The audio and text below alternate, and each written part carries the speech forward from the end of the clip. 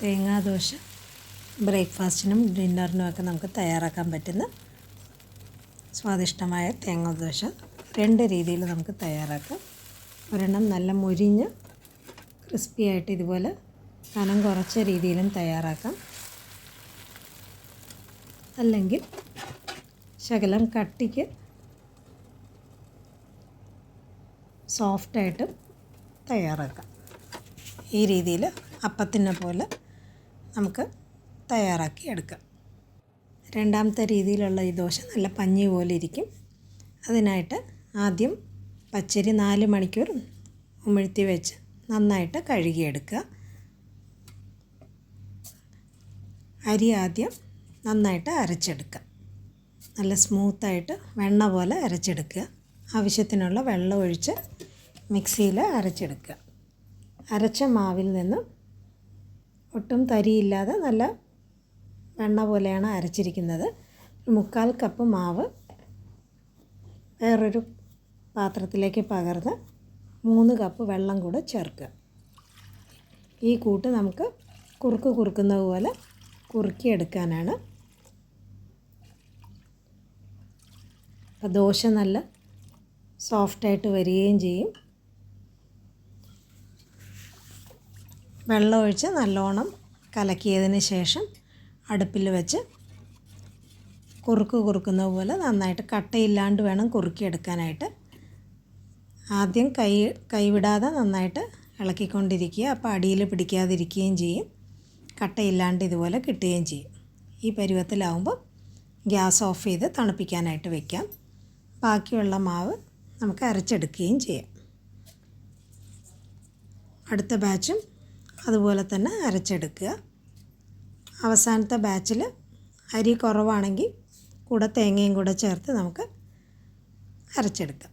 ഇപ്പോൾ കൂടുതൽ തേങ്ങാവെള്ളം കയ്യിൽ ഉണ്ടെന്നുണ്ടെങ്കിൽ തേങ്ങാവെള്ളം ഒഴിച്ച് തന്നെ നമുക്ക് അരയ്ക്കാം. ഇപ്പം 1/2 ഗ്ലാസ് തേങ്ങാവെള്ളമാണ് കൂടുതലുണ്ടായിരുന്നത്.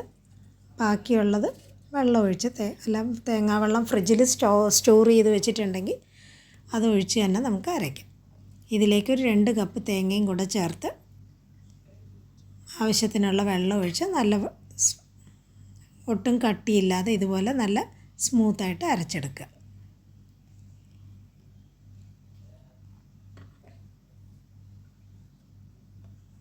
ശകലം വെള്ളം ഒഴിച്ച് നമുക്ക് മിക്സിയുടെ ജാറും വൃത്തിയാക്കി മാവിൻ്റെ കൂട്ട് ഒഴിച്ച് ആവശ്യത്തിനുള്ള ഉപ്പ് ചേർത്ത് വേണം നമുക്ക് കലക്കാനായിട്ട്. ആ സമയം കൊണ്ട് നമ്മൾ കുറുക്കി വെച്ചിരിക്കുന്ന മാവും നല്ലോണം തണുത്ത് കാണും. ആ മാവും കൂടെ ചേർത്ത് നമുക്ക് എല്ലാം കൂടെ നന്നായിട്ട് യോജിപ്പിച്ചെടുക്കുക. മിക്സ് ചെയ്യുന്നത് കഴിയുന്നതും കൈ കൊണ്ട് യോജിപ്പിക്കുക. അപ്പോൾ അതൊന്ന് പുളിച്ച് കിട്ടാനായിട്ടും എളുപ്പമായിരിക്കും. ആവശ്യത്തിനുള്ള ഉപ്പ് ചേർത്ത് നല്ലവണ്ണം യോജിപ്പിച്ചതിന് ശേഷം ദോശമാവിൻ്റെ അയവിലാണ് കലക്കി എടുത്തിരിക്കുന്നത്. മാവ് നമുക്ക് ഒന്ന് പുളിപ്പിക്കാനായിട്ട് വയ്ക്കാം. ഇപ്പോൾ 2 രീതിയിൽ കാണിക്കുന്നുണ്ട്.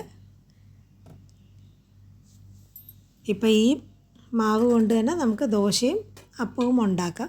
ഇപ്പം എടുത്തു വച്ചിരിക്കുന്ന തേങ്ങാവെള്ളം ഒന്ന് പുളിപ്പിച്ചിട്ടുണ്ടെങ്കിൽ ആ വെള്ളം കൂടെ ഒഴിക്കുകയാണെങ്കിൽ കറക്റ്റ് അപ്പം പോലെ തന്നെ നമുക്ക് കിട്ടുകയും ചെയ്യും.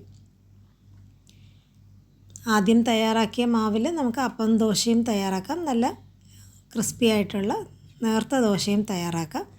അപ്പം പുളിപ്പിച്ച തേങ്ങാവെള്ളം ഉണ്ടെങ്കിൽ ഈ ഒരു രീതിയും കൂടെ കാണിക്കുന്നതേ ഉള്ളൂ. ഇതിൻ്റെ കൂടെ കഴിക്കാനായിട്ട് തേങ്ങാ ചമ്മന്തി തന്നെയാണ് തയ്യാറാക്കുന്നത്.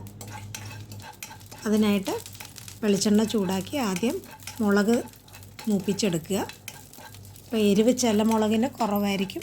അങ്ങനെയാണെങ്കിൽ കൂടുതൽ മുളക് ഇടുക. അതിലേക്ക് ചെറിയ ഉള്ളിയും കൂടെ ചേർത്ത് നന്നായിട്ട് ഉള്ളിയുടെ ആ പച്ചമണം മാറുന്നത് വരെ ഒന്ന് മൂപ്പിക്കുക. ഒരു ചെറിയ കഷ്ണം പുളിയും കൂടെ ചേർക്കുക. ഇപ്പോൾ തേങ്ങയും കൂടെ ചേർത്ത് വറുത്തരയ്ക്കണമെന്നുണ്ടെങ്കിൽ തേങ്ങയും കൂടെ നമുക്ക് ഇതിൻ്റെ കൂട്ടത്തിൽ ചേർക്കാം. ഇപ്പം തേങ്ങ ചേർക്കുന്നില്ല. ആ എണ്ണയിൽ തന്നെ കരിവേപ്പിലയും കൂടെ ചേർത്ത് ഒന്ന് മൂപ്പിച്ചെടുക്കുക. ഈ കൂട്ടൊന്ന് തണുത്തതിന് ശേഷം മിക്സി ജാറിലേക്ക് മാറ്റിയിട്ട്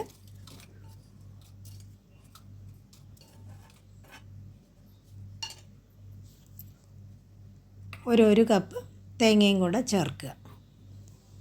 ഇപ്പം നന്നായിട്ട് വറുത്തരച്ച ചമ്മന്തിയായിട്ട് തന്നെ വേണം എന്നുള്ളവർക്ക് തേങ്ങയും കൂടെ ഒന്ന് ചൂടാക്കി എടുക്കാം.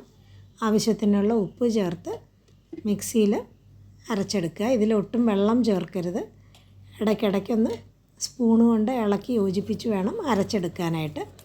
ഇതുപോലെ നല്ല പേസ്റ്റ് പോലെ കിട്ടുന്ന ഈ രീതിയിലാവുമ്പം ചമ്മന്തി നമുക്ക് കയ്യിൽ വെച്ച് ഉരുട്ടിയെടുക്കാൻ പറ്റുന്ന രീതിയിലായിരിക്കണം. അമ്മിക്കല്ലുണ്ടെങ്കിൽ ഇത് അമ്മിക്കല്ലിൽ അരച്ചെടുക്കുന്നത് വളരെ സ്വാദിഷ്ടമായിരിക്കും. അതില്ലാത്തതുകൊണ്ട് മിക്സിയിൽ അരച്ചെടുക്കുകയാണ്. ഇതുപോലെ നല്ല കട്ടി ചമ്മന്തിയും തേങ്ങാദോശയും വളരെ സ്വാദിഷ്ടവുമാണ്. മാവ് നല്ലോണം പൊങ്ങി വന്നതിന് ശേഷം നമുക്ക് ദോശ ഉണ്ടാക്കാം. ഇത് ആദ്യം പുളിപ്പിച്ച തേങ്ങാവെള്ളം ഇല്ലാതെ പൊങ്ങാനായിട്ട് വെച്ച മാവാണ്. അതും നല്ലോണം പൊങ്ങി വന്നിട്ടുണ്ട്. അപ്പം പുളിപ്പിച്ച തേങ്ങാവെള്ളം അപ്പത്തിൻ്റെ മാവ് പോലെ ആവുന്ന ആ രീതിയിൽ തയ്യാറാക്കിയെടുത്ത മാവാണ് ഇത്. ദോശ ഈ മാവിൽ ശരിയാവത്തില്ല, അപ്പം മാത്രമേ ശരിയാവത്തുള്ളൂ. ആദ്യം തയ്യാറാക്കിയ മാവിൽ നമുക്ക് അപ്പവും ദോശയും തയ്യാറാക്കാം. ഇപ്പം ആദ്യം തയ്യാറാക്കിയ ആ മാവിൽ കനം കുറഞ്ഞ ദോശ തയ്യാറാക്കുകയാണ്. അതുപോലെ കനം കുറഞ്ഞാണ് ദോശ ഇഷ്ടമെന്നുള്ളവർക്ക് മാവ് ഒഴിച്ച് ഇതുപോലെ ഒന്ന് നന്നായിട്ടൊന്ന് സ്പ്രെഡ് ചെയ്തതിന് ശേഷം ആവശ്യത്തിനുള്ള ശകലം വെളിച്ചെണ്ണ ഒഴിക്കുന്നതായിരിക്കും നല്ലത്. തേങ്ങാദോശ ആയതുകൊണ്ട് ഒരു സൈഡൊന്ന് മൂത്ത് വരുമ്പോൾ മറിച്ചിടുക. കുറച്ച് സോഫ്റ്റായിട്ട് വേണം എന്നുള്ളവർക്ക് ഇതുപോലെ എടുക്കുക. അല്ല നല്ല ക്രിസ്പി ആയിട്ട് നല്ല മുരിഞ്ഞ് കിട്ടണമെന്നുണ്ടെങ്കിൽ ശകലം കൂടെ മൂപ്പിച്ചെടുക്കുക. രണ്ടാമത്തെ രീതിയിൽ തയ്യാറാക്കി കാണിക്കുമ്പോൾ നല്ല ക്രിസ്പി ആയിട്ട് കാണിക്കുക.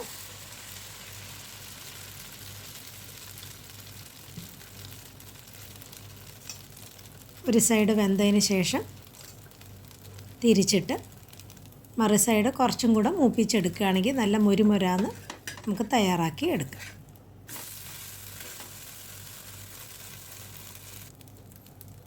ഇത് നല്ലോണം മൂത്തിട്ടുണ്ട്. ഇതുപോലെയാണ് ഇഷ്ടമെന്നുണ്ടെങ്കിൽ ഇതുപോലെ മൂപ്പിച്ചെടുക്കുക. ഇതേ മാവ് കൊണ്ട് നമുക്ക് അപ്പവും തയ്യാറാക്കാം.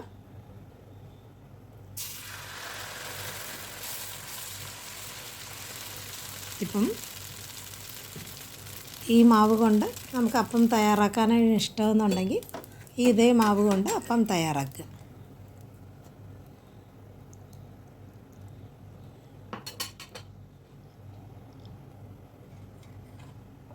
രണ്ടാമത് തേങ്ങാവെള്ളം കൂടെ ചേർത്ത മാവാണ് അപ്പം തയ്യാറാക്കി കാണിക്കുന്നത്. അത് നമുക്ക് ആദ്യം തയ്യാറാക്കിയ ദോശ പോലെ തയ്യാറാക്കാൻ പറ്റത്തില്ല. അപ്പം മാത്രമേ ആ മാവിൽ തയ്യാറാക്കാൻ പറ്റത്തുള്ളൂ. അതുകൊണ്ട് ആ മാവിലാണ് അപ്പം പോലെ തേങ്ങാദോശ തയ്യാറാക്കി കാണിക്കുന്നത്. ഇതും മറിച്ചിടേണ്ട കാര്യമില്ല. നന്നായിട്ട് വെന്ത് വരുമ്പോൾ നമുക്ക് എടുക്കാവുന്നതാണ്. ഇത് നല്ല സോഫ്റ്റായിട്ടിരിക്കുകയും ചെയ്യും. ഈ രീതിയിലാണ് ഇഷ്ടമെന്നുള്ളവർക്ക് ഈ രീതിയിലും ദോശ തയ്യാറാക്കി എടുക്കാം.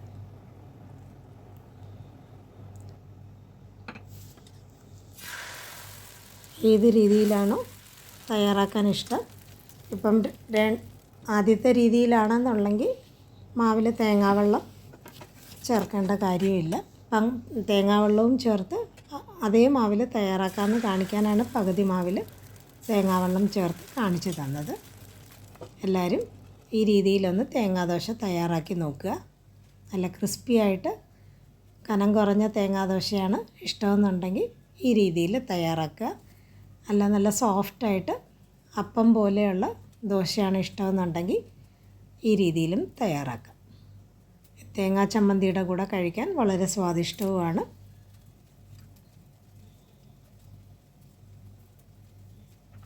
നല്ല കട്ടി ചമ്മന്തിയുടെ കൂടെ ദോശ തയ്യാറാക്കി കഴിച്ചു നോക്കുക.